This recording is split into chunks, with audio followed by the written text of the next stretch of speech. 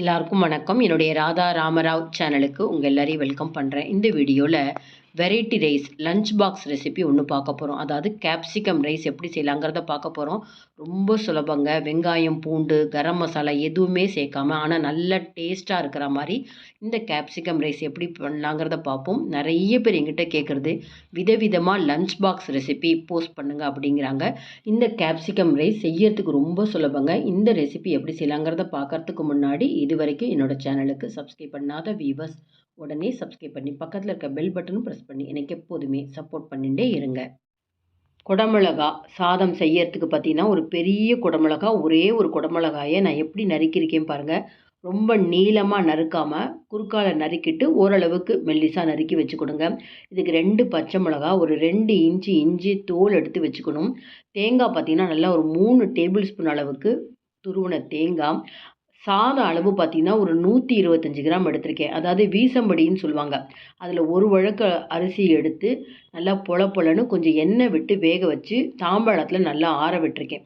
ஒரு மிக்ஸி ஜாரில் 3 table spoon அளவுக்கு தேங்காய் எடுத்துக்கிறேன். இது கூடவே நம்ம நறுக்கி வச்ச ஒரு 2 பச்சை மிளகாவும் தோல் எடுத்து வச்சுருக்கிற இஞ்சி இதையும் சேர்த்துட்டு இது கூட கொஞ்சமாக ஜீரகம் சேர்க்கலாம். வேறு எந்த ஒரு கரம் மசாலா, பூண்டு அதெல்லாம் எதுவுமே அரைக்க தேவையில்லை. 1/2 டீஸ்பூன் ஜீரகம் சேர்த்தா போதும். இதை தண்ணி விடாமல் கொரப்பாக நம்ம அந்த பச்சை மிளகாவோ இஞ்சியோ கொஞ்சம் கூட தெரியாத அளவுக்கு இது பாருங்கள் பொடி பண்ணிட்டு வந்திருக்கேன். கொஞ்சம் கூட தண்ணி விடக்கூடாதுங்க. இந்த மாதிரி க்ரஷ் பண்ணி ரெடி பண்ணி வச்சுடலாம். அடுத்தது வாணலியில் நல்லா ஒரு 3லேருந்து 4 டீஸ்பூன் எண்ணெய் சேர்த்துக்கலாம். கடுகு, உளுத்தம்பருப்பு, கடலைப்பருப்பு ஆஸ் யூஷுவல் நம்ம தேங்காய் சாதம், எலுமிச்சம்பழ சாதத்துக்கு எப்படி தாளிப்போமோ அதே மாதிரி தாளிச்சுக்கிறேன். இது கூட நீங்கள் பச்சை நிலக்கடலை சேர்க்குறதா இருந்தால் முதல்ல சேர்த்துக்கலாம். நான் முந்திரி பருப்பு சேர்க்கறதுனால இந்த கடுகு உளுத்தம்பருப்போடு சேர்த்துக்கிறேன். ஏன்னா இது சீக்கிரம் வறுபட்டுடும்.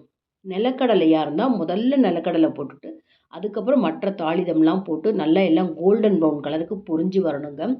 இது கூட பார்த்தீங்கன்னா ஒரு 6க்கு கருவேப்பிலை சேர்த்துக்கிறேன். இதுக்கு பெருங்காயம் சேர்க்கவே சேர்க்காதீங்க. இப்போ நறுக்கி வச்சுருக்கிற அந்த குடமிளகாயை சேர்த்துட்டு ஒரு 2 நிமிஷம் சிம் ஃப்ளேம்லேயே வச்சு வதக்கணும். தண்ணியெல்லாம் தெளிக்கக்கூடாது. சீக்கிரமே இது வதங்கிடும்.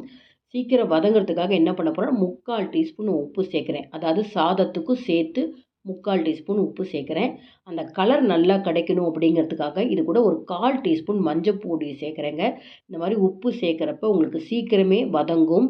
நல்ல ஒரு வாசனை கிடைக்கும். பெருங்காயம் சேர்த்துட்டிங்கன்னா அந்த குடமிளகாயோட வாசனை கிடைக்காதுங்க. அதனால தான் பெருங்காயம் சேர்க்காதீங்க, பெருங்காயத்தூள் சேர்க்காதீங்க அப்படின்னு சொன்னேன். குடமிளகா ஒரு 2 நிமிஷம் வதங்கினோடனே நல்லா சாஃப்ட் ஆகிடுங்க. இதுக்கப்புறம் நம்ம பொடிச்சு வச்சுருக்க இந்த தேங்காய், பச்சை மிளகாய், இஞ்சி அதையும் சேர்த்து ஒரு 2 நிமிஷம் பெரட்டினா தான் உங்களுக்கு பச்சை வாசனையும் இருக்காது. இது காத்தால நீங்கள் லஞ்ச் பாக்ஸுக்கு கிளறி கொடுத்தா மத்தியானம் வரைக்கும் உங்களுக்கு வீணாக போகாமல் இருக்குங்க. அதனால் நல்லாவே ஒரு 2 நிமிஷம் கிளறிட்டா அந்த சமயத்தில் உங்களுக்கு குடமிளகாயும் நல்லாவே வெந்துடும். தேங்காய் நல்லா சிம் ஃப்ளேமில் வச்சு பரட்டின்னு இருக்கேன். அந்த கலரே பார்க்கறதுக்கு எவ்வளோ நல்லாயிருக்கு பார்த்தீங்களா? இந்த மாதிரி குடமிளகாயோட நீங்கள் அடுத்தது ஸ்வீட் கார்ன் சேர்த்துக்கலாம்.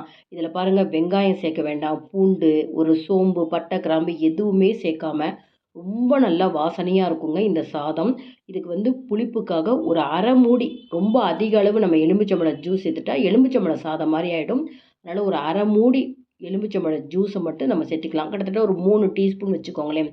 அடுப்பை நிறுத்திட்டு தான் எலுமிச்சம்பழ ஜூஸ் சேர்த்துருக்கேன். இப்போ நல்லா நம்ம வடித்து வச்ச பொலன்னு இருக்கிற அந்த சாதத்தை சேர்த்து நல்லா மிக்ஸ் பண்ணிட்டிங்கன்னா நல்ல ஒரு வாசனையோட குடமிளகா சாதம் ரெடிங்க.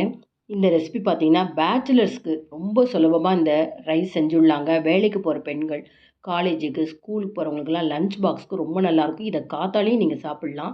இதை கர்நாடகாவில் பார்த்தீங்கன்னா கேப்சிகம் பாத், வாங்கி பாத், பிசிபெலா பாத் செய்கிறப்ப அதுக்கு ஒரு சட்னி கொடுப்பாங்க, தேங்காய் சட்னி. அதுக்கு பதிலாக நல்லா உருளைக்கிழங்கு ரோஸ்ட்டு, வாழைக்காய் ரோஸ்ட்டு வச்சு நம்ம சைட் டிஷ்ஷாக வச்சு சாப்பிட்லாம்.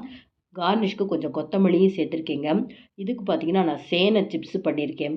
இது கூடவே உருளைக்கிழங்க தோல் எடுத்துகிட்டு ஃபிங்கர் சிப்ஸுக்கு நறுக்கிற மாதிரி நறுக்கி எண்ணெயில் ஒரு 50% பொரிச்சிட்டு இதுக்கு உப்பு காரம் சேர்த்து சைட் டிஷ்ஷாக வச்சுருக்கேன். ரொம்பவே நல்லா இருக்குங்க. ரொம்ப ஈஸியான ஒரு லஞ்ச் பாக்ஸ் ரெசிபி. கண்ணுக்கு பார்த்தீங்கன்னா அடர் நிறத்தில் உள்ள காய்கறிகள்லாம் சேர்த்து சாப்பிட்றது உடம்புக்கு நல்லதுங்கிறாங்க. அப்போ இந்த குடமிளகாய் பார்த்தீங்கன்னா அடர் பச்சை நிறம். இதிலே மஞ்சள், சிவப்பு எல்லா நிறங்கள்லேயும் உங்களுக்கு குடமிளகாய் கிடைக்குது. ஒவ்வொரு முறையும் ஒவ்வொரு நிறத்தில் இருக்கிற இந்த குடமிளகாய் வச்சுட்டு இந்த மாதிரி ஒரு வெரைட்டி ரைஸ் செஞ்சு பாருங்கள். எல்லாருமே விரும்பி சாப்பிடுவாங்க. இந்த வீடியோ உங்களுக்கு ரொம்பவே யூஸ்ஃபுல்லாக இருந்ததுன்னு நினச்சிங்கன்னா லைக்ஸ் கொடுங்க, கமெண்ட் பாக்ஸில் உங்கள் கமெண்ட்ஸ் போடுங்க, ஃப்ரெண்ட்ஸ் அண்ட் ரிலேட்டிவ்ஸ்க்கு வீடியோவை ஷேர் பண்ணுங்கள். இது வரைக்கும் என்னோடய சேனலுக்கு சப்ஸ்கிரைப் பண்ணாத வீவர்ஸ் உடனே சப்ஸ்கிரைப் பண்ணி பக்கத்தில் இருக்க பெல் பட்டனும் ப்ரெஸ் பண்ணி எனக்கு எப்போதுமே சப்போர்ட் பண்ணிகிட்டே இருங்க. இன்னொரு இன்ட்ரெஸ்டிங்கான ரெசிபீஸில் பார்ப்போம். Thank you viewers.